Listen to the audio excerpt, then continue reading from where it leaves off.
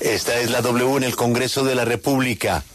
Marcela, ¿qué dicen los congresistas ante estas expectativas? Julio, pues a los congresistas colombianos les acaban de dar una buena noticia en esta Navidad, y es que tendrán un incremento de 7.26% en su salario. Estos son 2.500.000 pesos, y este es el incremento del 2022, con lo cual empiezan a ganar 37.884.586 pesos mensuales, y con retroactivo, porque como le digo, es el aumento de este año que termina. La mala noticia, Julio, es que otra vez se hundió uno de los proyectos para ponerle tate quieto a este problemita, un acto legislativo de la senadora Paloma Valencia del Centro Democrático, a quien saludamos a esta hora. Senadora Valencia, buenos días, gracias por atendernos. ¿Y qué fue lo que pasó con ese proyecto? ¿No había acaso ambiente ahora sí para que hubiese un cambio y para poder sacar adelante esa reducción de su salario? Hola Marcela, buenos días, un saludo para ti, Julio, Lucas, todo el equipo de la W y todos los oyentes. El senador Gustavo Bolívar, un saludo. Pues, hombre, yo creí que este proyecto lo íbamos a sacar porque por primera vez se habían unido muchos partidos. Yo no entiendo qué pasó en Cámara. De hecho, muchos días atrás llamé a nuestro representante Hernán Cadavid para decirle que agilizara el tema. Le estuvo pidiendo que nombraran ponente, lo nombraron a él, nombraron también personas de varios partidos, no se pusieron de acuerdo en el texto, pero lo que entiendo es que todos habían ya radicado las ponencias. No sé si se pensaba discutir en esta última semana, pero ya evidentemente si no lo discuten hoy o mañana, ese proyecto no va a salir. La buena noticia, sin embargo, es que con la reforma tributaria, pues la tasa de tributación de los congresistas aumentó, quedando en el 39 o 40%, no sé con el nuevo aumento en qué parte de la tabla quedamos, pero digamos que eso ya empieza a generar una disminución significativa del salario, que fue un poco lo que se había acordado con todos los partidos.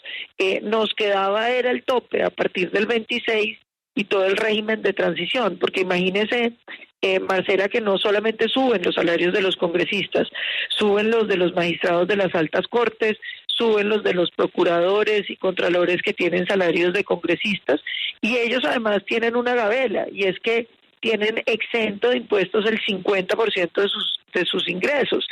Un tema que también tratamos de corregir en la tributaria, pero que el gobierno no aceptó, que yo creo que es bueno. No podemos seguirnos gastando la plata de los colombianos en salarios. Sí, senadora Paloma Valencia, permítame un momento, porque como usted mencionaba, también tenemos en línea al senador Gustavo Bolívar del Pacto Histórico. Senador Bolívar, buenos días. Y pues lo primero que le quiero preguntar es, obviamente, la llegada de sectores alternativos al Congreso y las nuevas mayorías que se constituyeron con la elección de este Congreso este año, pues generaron una expectativa en temas como este, donde se pensaba finalmente se iba a lograr sacar adelante la reducción del salario de los congresistas, pero estamos viendo que se hunde otro proyecto, que no se lograron materializar esos acuerdos que se habían dado al principio del periodo. ¿Qué fue lo que pasó? Y pues, ¿qué decirles a los colombianos frente a este Congreso del Cambio que no ha logrado reducir los salarios de los congresistas? Gracias, Marcela. Un saludo también a la senadora Paloma, a los integrantes de la mesa y a los oyentes. Pues mire, yo he luchado ya 4 años y medio con ese proyecto, lo presento cada semestre, se sigue hundiendo. Esta vez dije, bueno, vamos a proponer que el alza sea a partir de 2026 para que no se hunda. Y en eso estamos. Ahí hay otro proyecto andando. Bueno, me cayó todo el mundo encima, que habíamos incumplido la promesa, pero lo que pasa es que yo lo hice con conocimiento de causa. Es que los congresistas no legislan en causa propia cuando esos proyectos los perjudican. Y eso ya es una experiencia vivida con una y otra vez. He propuesto de todo. Que nos paguen por sesión, que no nos paguen y nos dejen trabajar en alguna otra cosa, que nos reduzcan. Recuerden ustedes también que en el referendo anticorrupción también tenía uno de los artículos era la rebaja de salario, que el Centro Democrático no apoyó tampoco. De hecho, pues me alegra que ahora sí estén interesados en bajar los salarios, porque nosotros le firmamos ese proyecto a la senadora Paloma Valencia. Ella es ponente de un proyecto nuestro que habíamos conceptado también con la senadora y que presentamos con el senador Iván Cepeda, que ese proyecto sigue vivo, espero que sobreviva, pero ese proyecto dice que el alza se haga a partir de 2026, porque mire, ya lo intentamos de todas las maneras. Si le decimos a los congresistas que hoy no los afecta, seguro no lo van a aprobar. Y como dice la senadora Paloma, en la reforma tributaria ya viene un castigo bastante severo, digamos, al salario de los congresistas.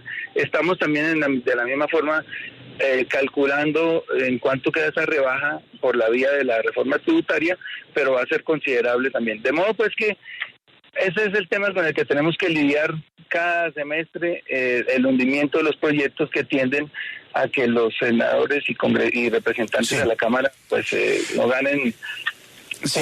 37 veces que vamos ganando hoy más que un salario mínimo. Sí, bueno, 7.8 veces. Aunque, senador, el castigo no es para el salario de los congresistas, sino en general para los salarios altos de los colombianos. Pero, senadora Paloma Valencia, quiero preguntarle sobre una vía alternativa que propone Humberto de la Calle, quien fue una de las personas clave en la redacción de la Constitución de 1991. Él dice que ante este cuello de botella lo que se puede hacer es que el presidente de la República unilateralmente reduzca ese salario de los congresistas por vía de las primas de vivienda, entre otras cosas. ¿Usted ve viable esa alternativa ante la falta de voluntad política de los congresistas de reducirse el salario? Pues Lucas, lo primero que hay que aclararle al senador Bolívar, que él no estuvo en esas discusiones y entonces sale a decir cosas que no son ciertas, es que el Centro Democrático apoyó la reforma anticorrupción. De hecho, senador Bolívar, la reforma no hubiera visto la luz si no fuera por los votos del Centro Democrático, que fueron los que le permitieron salir del Congreso. Y hay que recordar que cuando perdió, fue el presidente Duque el que llevó todas las iniciativas de la reforma anticorrupción a convertirse en leyes de la República. La única que no logró pactar fue la del salario. El senador Bolívar lleva 4 años en el tema del salario, nosotros llevamos más. Este fue el primer partido que habló del tema del salario, tanto así, Lucas, que es que hay que contar este camino. A mí me tocó modificar la ley de impedimentos, que la modifiqué yo, para que no dijeran que es que estaban impedidos para poder discutir el tema del salario. Esas modificaciones también las hizo el Centro Democrático. Y llegamos a la conclusión de que lo mejor era la rebaja vía impuestos, que se sacó durante la pandemia, un impuesto del 25% de todos los salarios altos que se llamaba el impuesto solidario, que tumbó la Corte, en mi opinión. Incluso no podía hacerlo porque los magistrados de la Corte estaban obligados a pagar ese impuesto. Y ahora pues se está hundiendo básicamente porque se hizo un acuerdo que, como lo está expresando el senador Bolívar, y los partidos de izquierda, en especial la senadora Angélica Lozano y el Partido Verde, pues decidieron romper eso. Entonces eso llegó un poco despedazado a Cámara y no sé por qué no ha avanzado. La verdad, lo único que sé es lo que me ha contado el representante Hernán Cadavid. Pero sobre la iniciativa del doctor Humberto de la Calle, yo creo que ahí hay una dificultad, Lucas, y es que las primas que tienen los congresistas son constitutivas de salario. ¿Y por qué son constitutivas de salario? Pues porque pagamos impuestos sobre todas esas primas. Entonces, el problema es que los tratados de la OIT prohíben la precarización de los salarios. ¿Cuál es el riesgo que usted está tomando por esa ruta? Las demandas que puedan impetrar no solo los congresistas, sino los funcionarios de otras ramas a las que se les baje el salario. Porque hay que acordarse que el salario de congresista es factor de determinación de muchos salarios del Estado colombiano. Entonces ahí es donde a mí me preocupa. Por eso yo creo que la vía más efectiva es el impuesto, y la vía más efectiva era poner un tope a partir de la siguiente legislatura, de manera que todos los salarios se cortaran. Esta es otra discrepancia que también tenemos con el senador Bolívar. Nosotros hemos propuesto que esta rebaja de salario se haga para todos los funcionarios del Estado que tienen altos salarios. El senador Bolívar y los partidos de izquierda consideran que solo se debe tocar los salarios de los congresistas, pero mantener los altos salarios de las cortes, de las procuradurías, de las contralorías y de toda la burocracia que gana el mismo salario que un congresista. Sí, senador Bolívar, nosotros en Colombia nos hemos acostumbrado a que en el Congreso siempre nos salgan con esto, pero se supone que ustedes son el Congreso del cambio, en el gobierno del cambio, y que usted nos diga, no, es que seguramente nos van a aprobar esto para cuando se acabe este periodo, porque pues no los toca. ¿No le parece que eso es penoso con los ciudadanos y es descarado decir, no, es que se aprueba si no nos tocan el sueldo ahora, cuando muchos hicieron campaña diciendo que se iban a bajar el sueldo? Sí, correcto, totalmente penoso. Lo que pasa es que ya me volví realista. Ya lo intenté por todos los medios y ahora lo está intentando el Centro Democrático y seguramente podemos gastarnos aquí otros 20 años y nunca se lo van a rebajar. Entonces la fórmula que encontramos es, miren, quienes van a ganar un poco menos son los congresistas que hoy no conocemos, los que van a ser elegidos en 2026. Vamos a ver si esa fórmula funciona. Tampoco estoy muy seguro de que funcione, pero creería que sí. Y entre eso y nada, pues yo prefiero eso, porque con tiempos, digamos, mientras se aprueba el proyecto y todo, y estamos diciendo que la vigencia de esa ley se aplica a partir de enero de 2024 más o menos, pues estamos diciendo, bueno, son 2 años más de este salario. Yo no lo voy a llamar estrafalario, porque lo que está sucediendo acá es que hay una brecha odiosa entre el salario de los congresistas y los salarios mínimos que hoy se están discutiendo. Entonces lo que nosotros queremos es que también a esa brecha se acorte, y como no se puede acortar por abajo, porque los economistas dicen, y algunos con mucha razón, que el salario mínimo es inflacionario, entonces siempre están castigándose al de abajo. No les subamos 20,000 pesos porque se dispara la inflación, pero a los congresistas súbanle 2,5 millones que no pasa nada. Entonces miren las incongruencias. Yo me volví realista, por eso le digo, y aspiro que ese proyecto que están dando ahí vea la luz, y por lo menos en 2026 los congresistas no ganemos más de 25 salarios, que es lo que dice el proyecto. ¿Sí? 25 millones de hoy, no 37. Sí. Senadora Paloma Valencia, le quiero cambiar de tema porque esta semana también ha generado debate algo que está sucediendo en el gobierno nacional y tiene que ver con la decisión de no dar continuidad a los contratos de algunos funcionarios que vienen de administraciones anteriores del gobierno de Iván Duque, pero también del de Juan Manuel Santos. ¿Cuál es la información que usted tiene? Porque incluso ha pedido que se considere dar medidas cautelares a favor de estas personas según las cuales hay una persecución. Claro, el senador Bolívar sí que sabe de eso, porque lleva por Twitter invitando a que todo aquel que no sea uribista lo saquen del gobierno, y no del gobierno, sino de los cargos del Estado. El Estado Nacional Colombiano tiene 1 millón de cargos, Marcela, y por supuesto hay gente de todas las filiaciones políticas. Lo que está pretendiendo el petrismo es hacer una purga sobre todo aquel que no sea petrista. Usted dirá, bueno, pero es que entonces quedaron muchos uribistas. No, los uribistas, la gran mayoría se fueron desde hace rato, sobre todo los que son directivos. Quedará algún uribista en un contrato menor, pero lo que estamos viendo hoy en día es la persecución, no solamente, por ejemplo, de quien había sido nombrado secretario privado del viceministro de Vivienda, que era un muchacho uribista, pero un muchacho que simplemente ha hecho una carrera en el sector público de filiación uribista, y entonces el senador Bolívar le publicó todos los tweets que él tenía, le publicó toda su información para obligarlo a renunciar, y además sacan un comunicado diciendo pues que hay que echarlo porque es uribista. Lo mismo ha pasado con otros contratistas, y por último, después del debate que le hicimos a la ministra de Salud, echaron a todos los funcionarios que llevan 20 años en ese ministerio, 18 años y así sucesivamente, por considerar que no eran petristas. Y este es un sentimiento que se ha ido, regando. Me sorprendió incluso leer un tuit de el doctor Rodrigo Lara, ex candidato a la vicepresidencia, fórmula vicepresidencial de Federico Gutiérrez, que también contaba que a su esposa, que llevaba 15 años trabajando en Mintic, también la sacaron porque no era petrista. Entonces a mí sí me preocupa mucho esta especie como de persecución ideológica, porque es que los puestos del Estado no son para el que gana, los puestos del Estado son del Estado, y por supuesto nombran las cabezas de todas las entidades, y construye con su coalición de gobierno.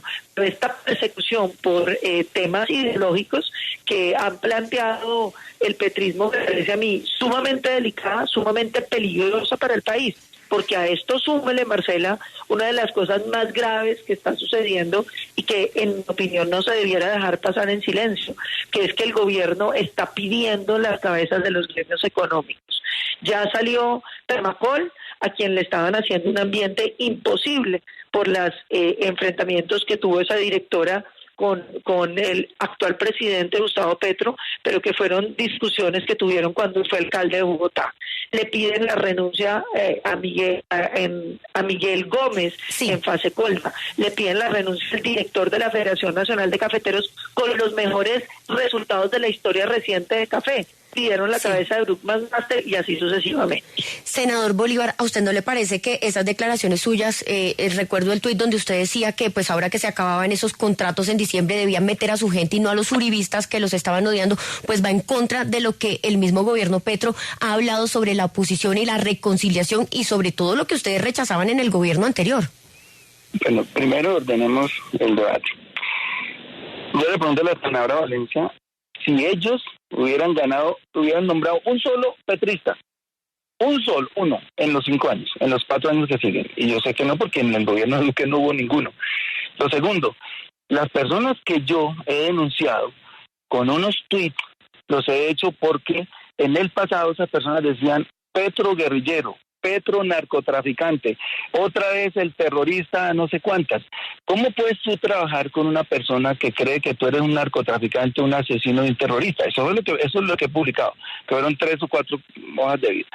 Me llegan denuncias todos los días de personas con los tweets donde se demuestra que son personas que odian a Gustavo Petro. ¿Por qué trabajan ahí? Es la pregunta. ¿Usted cómo puede trabajar con alguien que te odia, que te tiene en tan mala estima? Y también en el sentido contrario, ¿cómo Gustavo Petro o los ministros pueden trabajar con alguien dentro que los odia o nos odia? Esa fue la denuncia que yo hice. Lo segundo, lo que hemos dicho, y eso es una constante en los consejos de ministros, las personas que técnicamente, o sea, que no tengan, pueden ser de derecha, pueden ser uribistas, pero que en el pasado no hayan hecho estas referencias del señor presidente, están ahí. Es que, como dice la senadora, hay 1 millón de empleados, pero tiene que hacer claridad que 700,000 son entre soldados y policía y 300,000 son maestros. Los demás, esos 100,000 algo de cargos, están regados por todo el territorio nacional, y en el gobierno central pues no es que sean más, no tengo el número exacto, pero no me atrevo a dar una cifra. De modo pues que si yo gano unas elecciones y en los territorios hay miles de personas que trabajaron, no solamente 3 meses, 4 meses, sino años por esa causa, a mí lo más justo que me parece es que quienes perdieron las elecciones den un paso al costado, no nos toque indemnizarlo, claro, porque no presentan su renuncia, sino que las personas que trabajan en esa causa pues tengan también un derecho a la burocracia. Eso me parece lo más natural. Pero van a seguir y seguirán miles de uribistas en el gobierno porque no se metieron en política, porque no nos odian, porque son técnicos, o muchos porque son de carrera administrativa, y la carrera administrativa se respeta. Senadora Paloma Valencia, pero cuando ustedes fueron gobierno entre 2018 y 2022, uno sí escuchaba una y otra vez de miembros del Centro Democrático pues criticando que algunos en ese momento santistas estuvieran en el gobierno y que el gobierno estaba plagado de santistas y que había que sacar a esos santistas del gobierno. ¿Cuál es la diferencia entre eso y lo que está pasando ahora? Creo, Lucas, que el tema es bastante claro. El gobierno del presidente Duque nombró de cabezas en muchas entidades a todos los santistas. Fue la decisión del gobierno, como nombró liberales y conservadores y de todos los demás partidos. Esa era la crítica que muchos hacían desde el partido, y era que en las cabezas, no estamos hablando de que se pusieran a perseguir contratistas, dejaran a quienes ya venían. Esa era la crítica que muchos hicieron en ese momento. Pero es que aquí lo que estamos viendo es que funcionarios que llevan 15, 20 años los están sacando porque no son petristas. Y entonces usted diría, bueno, pero es que quieren todos los cargos. Fíjese lo que acaba de pasar en salud. Son unas denuncias muy graves de gente que estaba ahí que la sacan, como sacaron a la esposa de Rodrigo Lara, simplemente por la afiliación política, como están sacando los presidentes de todos los gremios económicos porque no son petristas. Entonces, esa persecución ideológica es lo que a mí me preocupa. Yo entiendo que usted nombre ministros que estén de su coalición de gobierno, directores, los viceministros, hasta los asesores y los cargos directivos, pero eso de la persecución de ir a buscarle pues los tweets a los contratistas para ver de qué filiación política son y empezar a exigir que los gremios económicos también tengan la misma afiliación del gobierno, a mí me parece que eso es antidemocrático, porque es que la democracia no es simplemente ganar por mayorías, es mantener las condiciones para que la alternancia sea posible. Y cuando usted empieza en semejante persecución ideológica de cualquier persona, joven, vieja, regular, de cargos medios, de cargos bajos, de las cabezas de los gremios que no representan al gobierno, Lucas, que representan a los sectores económicos, que deben poder poner la persona que les guste, y el gobierno debiera tener la obligación de conversar con cualquiera que represente los gremios. Pero ¿qué le parece que la razón sea? Si no nombran un petrista, no les vamos a dar citas con los ministros. Creo que eso es inaceptable y el país no lo puede aceptar. Sí, y finalmente, senador Bolívar, ¿qué decir de que mientras a algunas personas se les está cerrando la puerta por temas ideológicos en distintas entidades, a otros como el ex senador conservador Juan Manuel Corzo, muy criticado por ustedes en el pasado, hoy los estén premiando en el gobierno y lo hayan nombrado a él específicamente como embajador de Colombia en Paraguay? Bueno, ya le respondo esa, pero yo le haría una pregunta a la senadora Valencia. Y es que si en el gobierno Duque encuentran que un funcionario dice Duque paraco, Duque narcotraficante, Duque asesino, ¿lo mantienen en el cargo? Eso es una cosa de lógica. Quien gana gobierna con personas cercanas, y hoy en el gobierno hay más uribistas que petristas. Se ha tenido mucho el cuidado para que en ese empalme todas esas personas que tienen la memoria del Estado, porque en cada entidad uno puede llegar a ser política de tierra arrasada y parar ahí 100 funcionarios sin saber qué van a hacer. No, eso es una constante no solamente en este gobierno, sino en los pasados, que la mayoría de la burocracia se queda, mientras la curva de aprendizaje de los nuevos llega a un punto. Pero es que eso es natural, que quien gana las elecciones gobierna con su gente. Yo no le veo cuál es el problema. Y más que lo único que hemos denunciado son personas que han dicho las palabras que ya dije sobre el presidente Petro. Bueno, ya le respondo lo del senador Corzo. A mí no me gusta, pero yo no soy el presidente. Y no me gusta porque pues hay todavía inclusive funcionarios.